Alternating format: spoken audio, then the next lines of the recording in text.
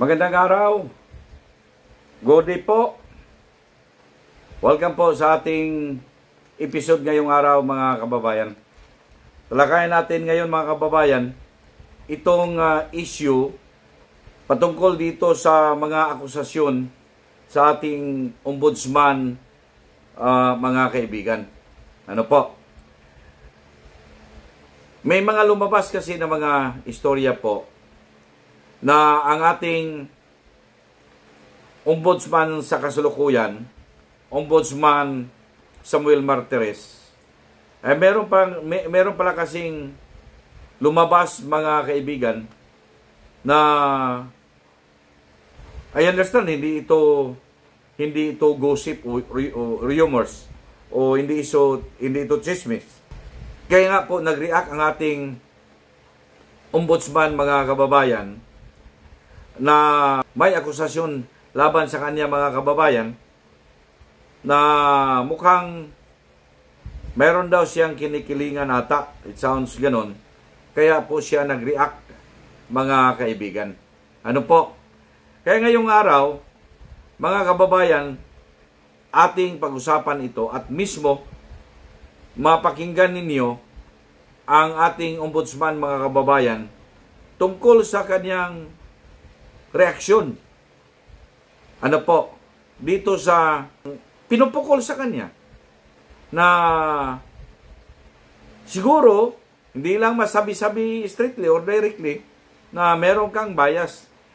Kaya nga po nung panahon ni former President Duterte, walang kaso na pinahid dyan sa office mo, sa ombudsman, kasi siguro they might be thinking of because appointee nga siya ni Pangulong Duterte. Kaya nag-react siya dito mga kababayan because ang kanyang reputation dito ay lalabas na masisira ang reputation niya mga kaibigan kung hindi niya ito sagutin. Kung hindi niya ito ipapaliwanag mga kababayan na lumabas ngayon, siya mga kaibigan ngayon ang may dahilan or kasalanan na bakit po nung kapanahonan ni Digong walang kaso na inisampa sa kanya laban sa ating Pangulo o nino man na matauhan niya mga kababayan na sabihin natin nasa sa immediate circle ng ating former President Digong. Kasi yun ang lumabas mga kababayan na pag-iisip ng iilan, lalong-lalo na sa mga nandiyadyaan ngayon sa administrasyon, na ang dating Pangulong Duterte hindi nga makasukasuhan kasi nga po yung ombudsman kanyang appointee. Kaya sabi niya malinis, malinaw mga kababayan, malinis ang konsensya niya na ni minsan nung na-appoint siya o in-appoint siya ni former President Digong, doon pa siya sa Supreme Court, sabi niya, hanggang sa dito mga kababayan, sa ombudsman, wala ni kahit sinong isa man lang sa kanila ang tumawag. Okay? Para mas maliwanag dito mga kaibigan, para mas maliwanag dito, pakinggan natin ang statement po ng ating ombudsman. At saka lahat ng mga detalye po kung anong nangyari,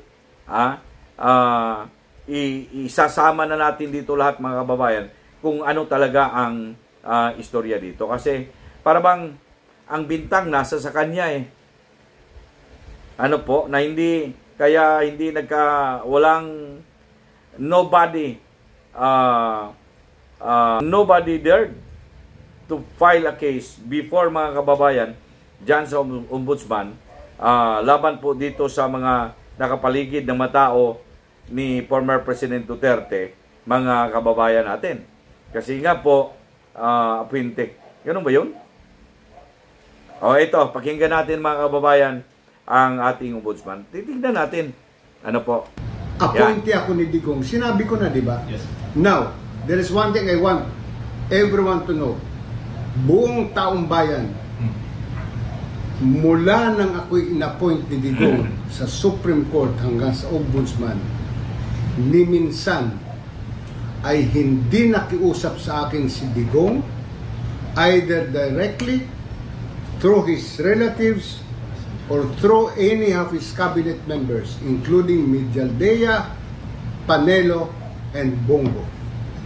Walang ipinakiusap sa akin si Digong na sabihin sa akin, Sam, pwede bang tulungan mo si Alan Gatos dito sa kaso niya? Never. O Sam, pwede bang ano mo yan? Kasuhan mo yung si Joseph Morong? Wala. Si Digong ay never. Yun ang nirerespeto ko sa kanya. Na nirespeto din niya yung aming trabaho. The only thing that Digong told me when he appointed as ombudsman, even sa Supreme Court, just do your job. Sir, si Vice, naparamdam niya? Vice Sara? No, never also. Aba, ayan naman pala eh. Oh, at least mga kababayan,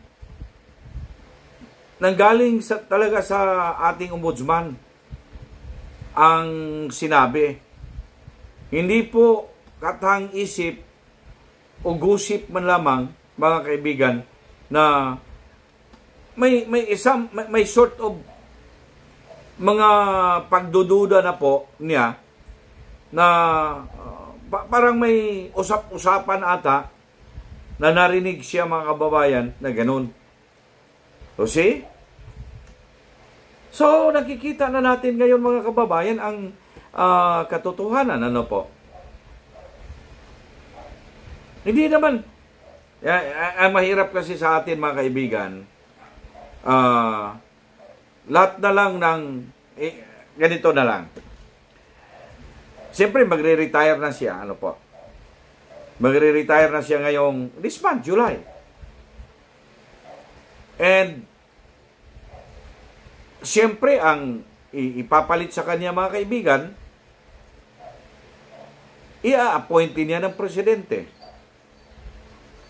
Pwede ba natin sabihin ganun din, mga kaibigan, na ang mai-appoint ng presidente ngayon, kung sino man sa kanila from among the list galing sa, yung listahan po galing sa Judicial and Bar Council? Ano po? Pwede ba nating sabihin, mga babayan, na because siya ay inappoint po ng Pangulong Ferdinand Bongbong Marcos, mga kaibigan, ay kung may mga maisampa man na mga kaso, mga kaibigan, dito sa ombudsman, na from among dyan sa mga tao ng ating Vice Presidente, pwede na natin sabihin, wag na kayong umasa, don't expect of something na magkakaroon talaga ng conviction. Parang ganon. Ano po? Kasi parang ini-instill na sa isip, mga kaibigan, na because this is an appointee of the President, kung may mga kaso na darating doon sa kanilang tanggapan po, ay sigurado itong mauunsyami. Parang ganun ang isip. Which, hindi natin gustong malagyan ng ganito, mga kaibigan, na pag-iisip ang opisyal. Otherwise, mga kababayan, wala na tayong aasahan. The only agency ng ating gobyerno, mga kababayan, na pwede nating lapitan doon sa mga abusive na mga opisyal natin, lalong-lalo na, mga kaibigan, especially patungkol sa mga kaso po na may kinalaman diyan sa korupsyon. Ano po? And even sa mga kaso, mga kababayan, na may kinalaman sa pangangabuso, mga kaibigan. nitong mga opisyal natin sa ating gobyerno. Yan ba ibig sabihin natin na i-instill natin, ipalagay natin sa ating isipan ng ating mga mamayan na wag na kayong umasa kasi po appointee yan ng Pangulo, kasi po malapit yan sa Pangulo, kasi po nandyan yan sa circle ng gobyerno ng Pangulo. Yan ba ang gusto nating i-instill mga kababayan? Sa nangyari dito mga kaibigan sa ating ombudsman na si Samuel Martires, na pagdududahan mga kaibigan because appointee siya ng Pangulong Duterte noon? Kaya nga po ganyan? Ganun ba? Hindi ko po gustong sabihin na mai-implant natin, maitanim natin sa isip ng ating mga kababayang Pilipino mga kaibigan na ganito ang mga pangyayari pala. Wala na tayong mapuntahan. If that is the case mga kababayan, kung ito ang itatanim natin sa isipan ng ating mga mamamayan, wala na tayong mapuntahan. Ano po? Doon sa mga opisyal ng ating gobyerno, yung nasa sa kapangyarihan mga kaibigan, kung pagdudahan natin yung mga lahat na mailuklok dyan because they are appointed by the President, pagdududahan na natin mga kaibigan. Nakita ninyo, narinig ninyo ang tenor mga kababayan ng istorya ng ating ombudsman mga kaibigan na si Samuel Martires. Ano po? Kitang-kita na. At alam na mga kaibigan ang takbo nito. So, nasa sa inyo mga kaibigan ang pag-isip ngayon kung itong mga pangyayari sa ngayong panahon mga kababayan, pwede ba nating mamasamain yung mga na-appoint mga kaibigan ng presidente diyan? Ako kung isipin ko mga kababayan na yan ang itanim natin sa ating isipan ng mamamayang Pilipino.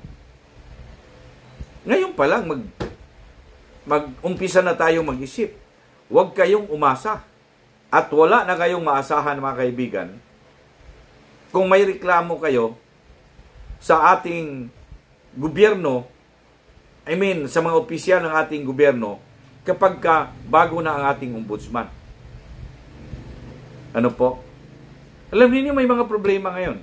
Example, kung hindi matapos-tapos mga kababayan, at siguradong hindi matapos, yung mga nakasampa na kasong iba dyan. In the case sa kaso mga kababayan, napag-alaman natin na ang daming mga kasong maisampa dito mga kababayan sa iilan nating mga opisyal sa ating gobyerno. Remulla, ang ating Chief PNP, sino pa? Di pa natin alam, baka dito magkakaso pa dito mga kababayan si George Comelec Chairman George Garcia. At kung sino pa yung iba, di pa natin alam, magkakaso pa dito mga kababayan ang ating Speaker of the House 19th Congress. Hindi pa natin alam. Ano po? Ibig po ba sabihin natin, pag ito sila'y maharap ng kaso dyan sa ombudsman mga babayan, wala na si Martires, out na. Itong bagong i-appoint mga kababayan ng ating presidente, wala na tayong maaasahan dyan. Hindi ko gusto mga kababayan na itanim na, i-implant sa isipan ng ating mga kapwa Pilipino na ganyan ang mangyari mga kaibigan. Hindi ko gustong mangyari yan. Otherwise, kung ganyan mga kababayan, darating ang panahon na magkagulo talaga tayo. Kasi pumunta ka ng Supreme Court, kailan pa? Alam naman natin mga kababayan na ang desisyon dito sa ombudsman mga kaibigan, final yung mga desisyon nila dyan. Pagka kinonbikto ka na dyan, mga kaibigan, final na yan. Okay? Maliban na lang kung may merong questions of law, sa application of law, mga kababayan, siguro, pwedeng iakyat sa Supreme Court. Di ba? Well, mga exceptional cases. Ang ibig ko pong sabihin na itong mangyayari, mga kababayan, diyan sa ating ombudsman sa ngayon,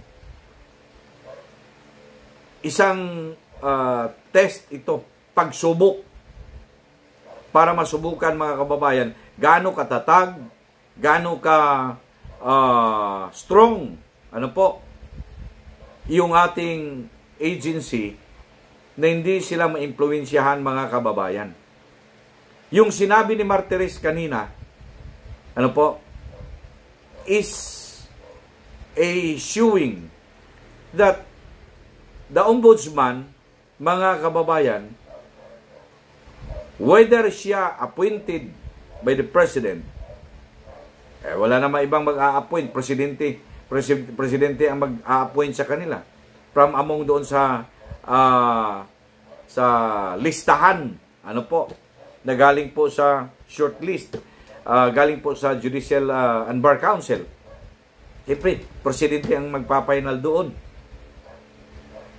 Kagaya ni Martires, mga kababayan, ang sabi niya, ni walang isa, di ba? Ni minsan kinausap siya ng presidente, ni Bongo, ni Bato, ni Panilo, and even VP Sara.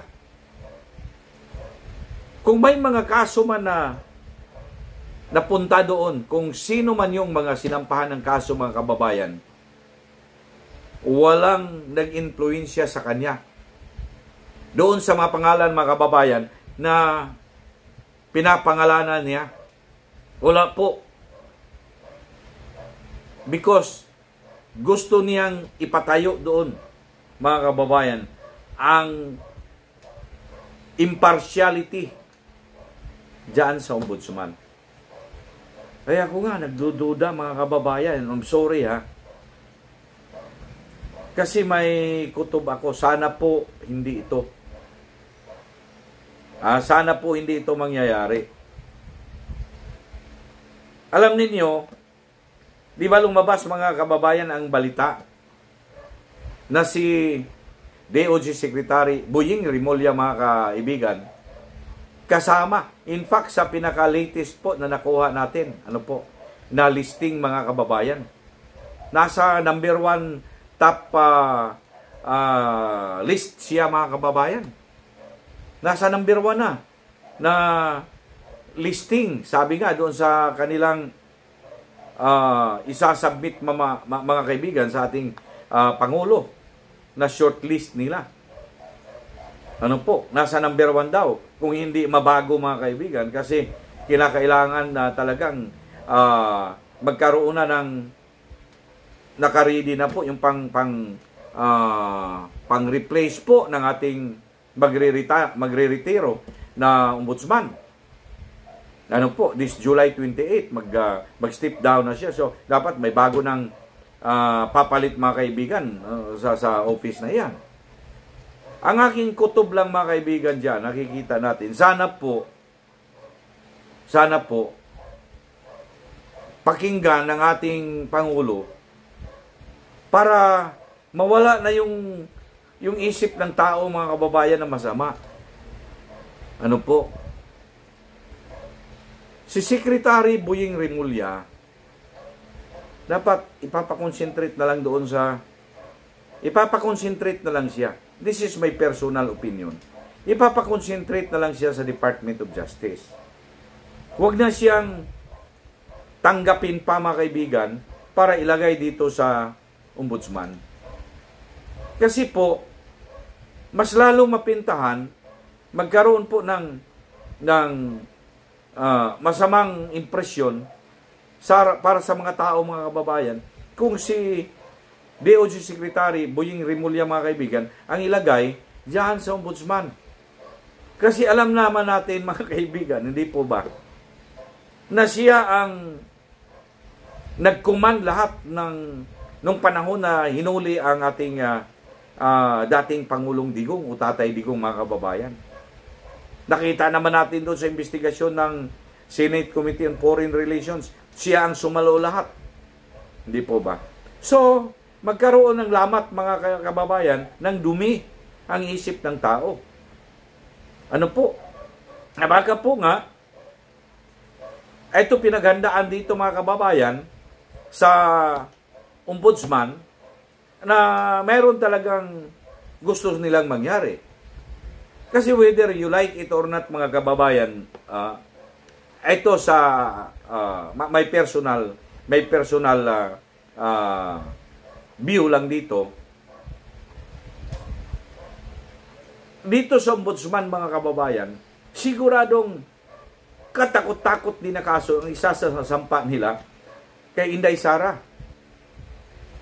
At kung sino pang ibang mga public officials, mga kababayan, na alyado o mas malapit kay dating Pangulong Digong, mga kababayan, sasampahan nila dyan yan ng kaso. Okay?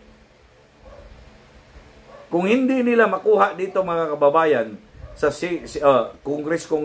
congressional investigation, ipupunta nila sa mga impeachment, mga kaibigan, na impeachment na yan, kagaya ng ginawa nila kay BP Sara, mga kaibigan. Dito nila yan titirahin sa ombudsman.